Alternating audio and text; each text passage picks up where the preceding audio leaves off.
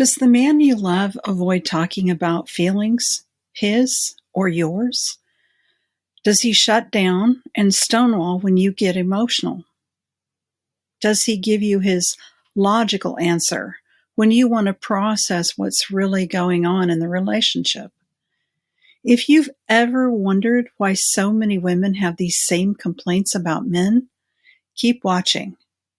Hello, I'm Dr. Debi, and I've been helping men, women, and couples grow together for more than 25 years. Now it's your turn to learn what I learned and taught as a couples counselor and university professor. You are the wise woman, and this is your personal development podcast packed with instant encouragement and practical tips.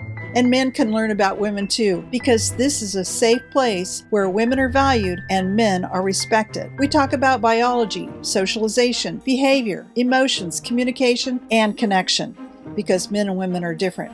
Always have been, always will be, and that's a very good thing. As a clinical psychologist, I worked with men in counseling for more than 25 years, sometimes individually, but often with their wives. Now, as a professional coach, I still talk to guys a lot, and they tell me stuff. And even though all of this is based in research, you can still disagree, of course, because as always, what you do with information is entirely up to you. But if you want to know what I've learned, keep watching. I have discovered that attachment theory really helps explain why so many men are emotionally unavailable. Basically, a man is born more sensitive than a woman, but his upbringing teaches him to hide his vulnerability. We can begin to understand men this way because attachment theory is based on the research finding that every human being, male or female, needs someone who's available and responsive to his or her needs from the womb to the tomb, as they say.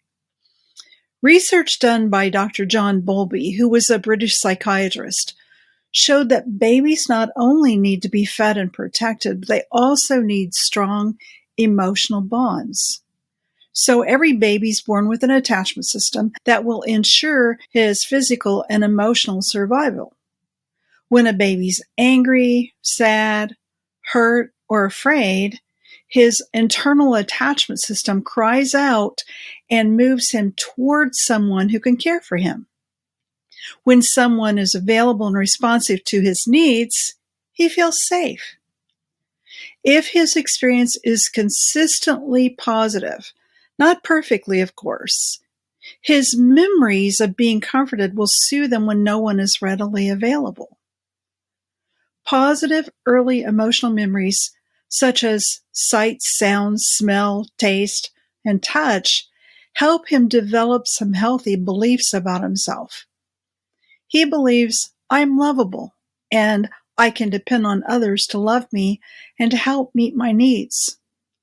That relational template that he develops, whether it's comforting or distancing, will become his pattern for future relationships.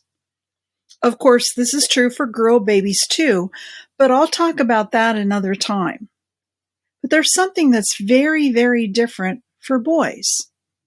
At the beginning of life, a baby boy's emotional experience is much like a baby girl's. However, boys are more emotionally and socially sensitive.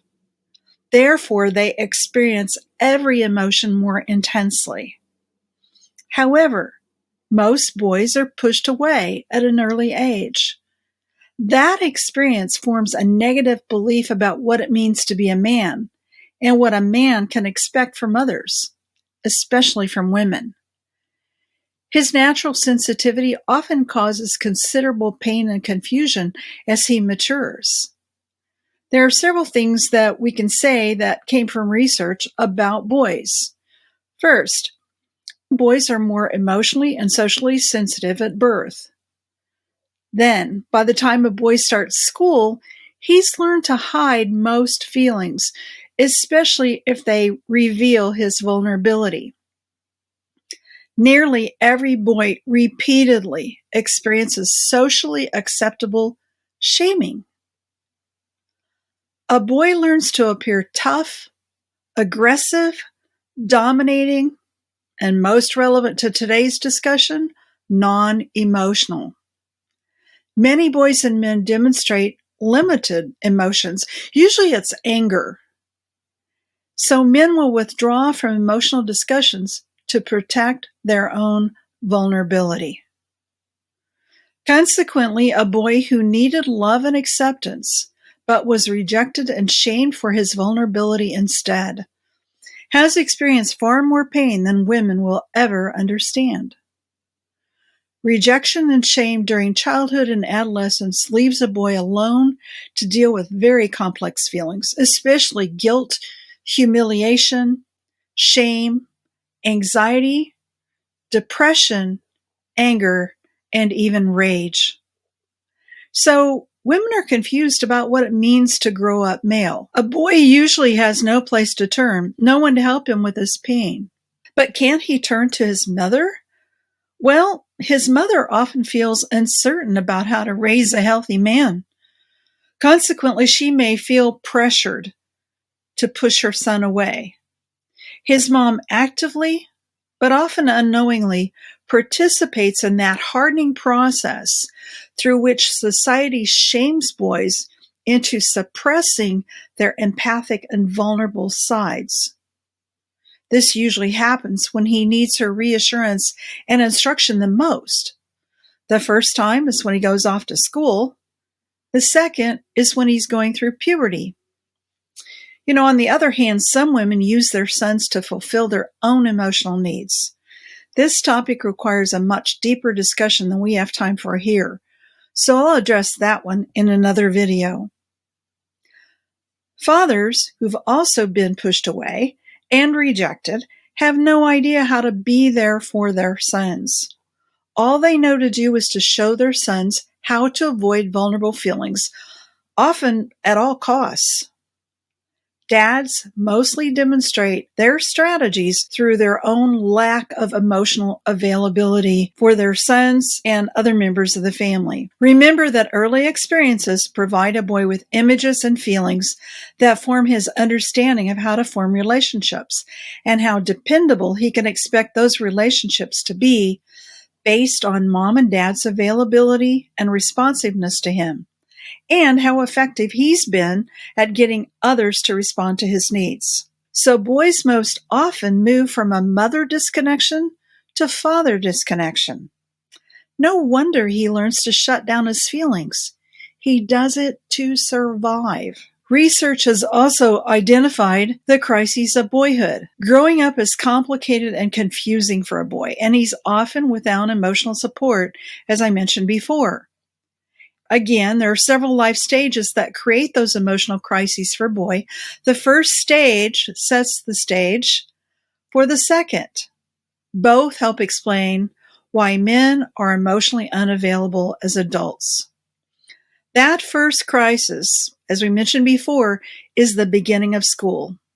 Yes, in kindergarten. The second is as a teenager, as he tries to understand adult sexuality and all there is to know about girls.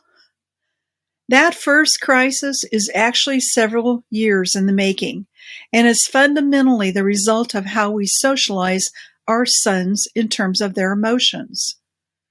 Because of these widespread beliefs about how boys and men ought to behave, we get swept up in a process of shaping and channeling boys' expressions of emotions. So although boys start out life more emotional than girls, they wind up much less so, at least that you can see. By the time a boy enters school, he's learned to hide and feel ashamed of two important sets of emotions. First, his feelings of vulnerability, fear, sadness, loneliness, hurt, shame, and disappointment, and feelings of neediness, such as caring or connection to others. Every man knows the code of masculinity.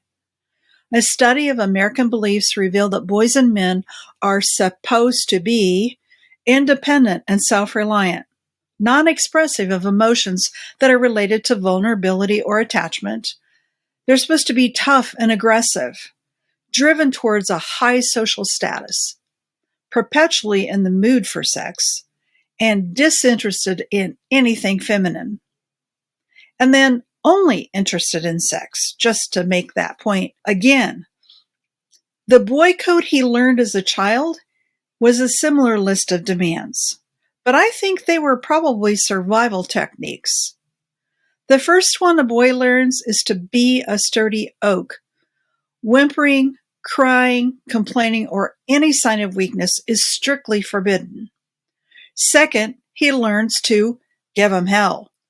Boys are encouraged in risk-taking behavior, characteristic of a macho, invincible, sometimes violent, high-energy superhero. Boy, that sounds familiar. Third, boys are taught to be the big wheel.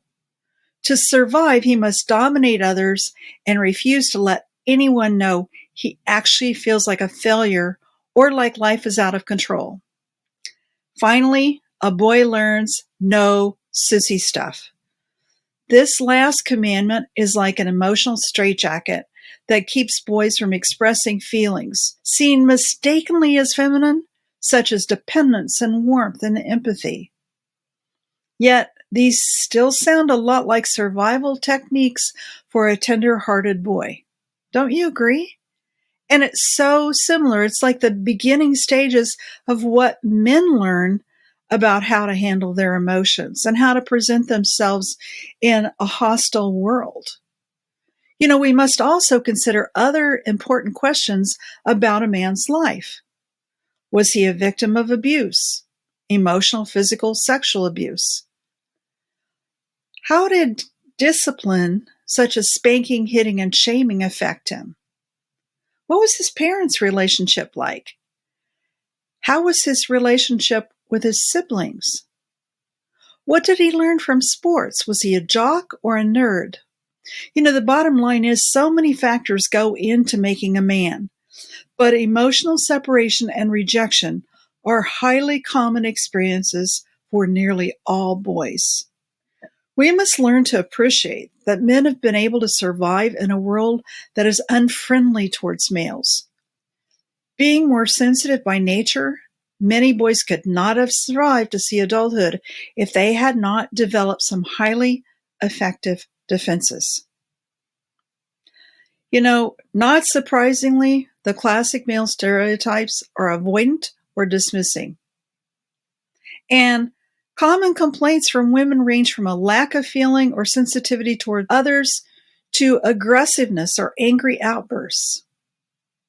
And to expect a boy or man to be empathic towards others, I think it's an unreasonable request if he himself has not had the experience of being understood, accepted, and loved. Generally speaking, the world is not a safe place for a man. The only way he's survived so far is to cut off his feelings, or at least to keep them from showing. Anger and depression are not uncommon responses to teasing and shaming. Yet boys and men are expected to learn to control their anger rather than to understand it. So what do you do about an emotionally unavailable man? Remember, when a man or a boy is emotionally unavailable, he probably has very good reason. The short solution is that men really need empathy. But the more difficult task is to teach women how to understand and empathize with men in a way that doesn't add further shame, manipulation, and trauma. I hope that helps. If you'd like to know more, check out the links to the references in the description below, and we'll talk again soon. Thank you for listening to this episode of A Wise Woman's Guide to Men and Marriage. What did you think? Did the information raise more questions? Do you want to learn more? Head over to A Wise Woman's Guide for show notes and links to the resources mentioned in this episode at awisewomansguide.com.